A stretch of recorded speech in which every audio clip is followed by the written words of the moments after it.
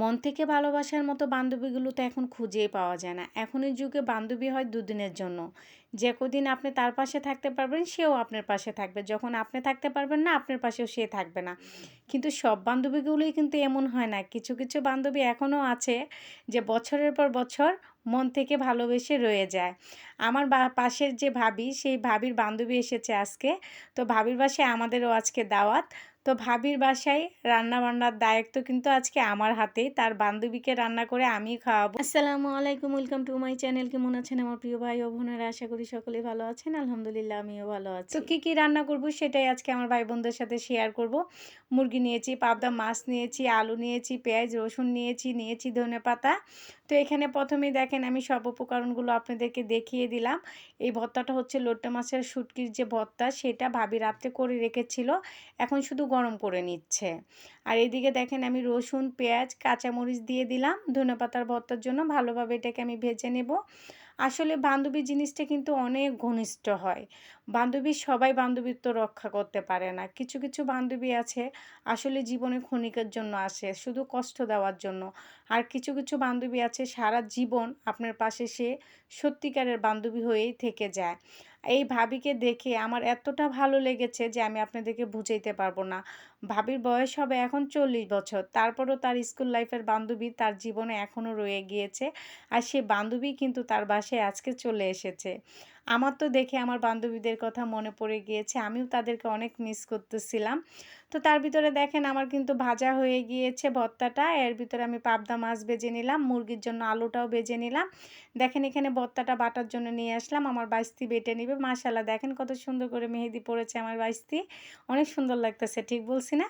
এদিকে সে ভর্তাটা বাটতে দেখেন আমি মাছগুলোকে ভেজে নিচ্ছি। আর এদিকে ভাইয়া বাজার থেকে লেবু নিয়ে এসেছে। যে দাম 50 টাকা নিয়েছে একালি লেবু। তারপরে ভাইয়া লাল শাক নিয়ে এসেছে। লাল শাক ভাজি করা হবে। তো এদিকে সব কিছু কুটাকাটা করে নিচ্ছে ভাবি। এদিকে আমি রান্না করে নিচ্ছি। তো মাছ ভাজা হয়ে গিয়েছে। মাছটাকে এখন আমি ভুনা করে নেব। এখানে দিয়ে দিলাম রসুন। তারপরে এখানে দিয়ে দিব টমেটো, দিয়ে একটু ভেজে নিব। তারপরে এখানে আমি দিয়ে দিলাম জিরার গুঁড়ো। এখানে দিয়ে দিব মাছের যে মশলা সেই গুঁড়ো। তারপরে এখানে দিয়ে দিব একটু ধনিয়ার গুঁড়ো, হলুদের গুঁড়ো দিয়ে ভালোভাবে একটু নেড়ে চেড়ে নিব। নিয়ে তারপরে এখানে আমি পরিমাণ মতো ঝোল দিয়ে দিব। এদিকে দেখেন ভর্তাটাও বাটা হয়ে গিয়েছে। এইভাবে ভর্তাটাকে বেটে নিতে হবে। আপনারা জানি পারেন, তারপরও একটু দেখিয়ে দিলাম। এদিকে কিন্তু আমার মাছ ভুনাটাও হয়ে গিয়েছে। এখন আমি ধনেপাতা দিয়ে মাছটাকে নামিয়ে নিব।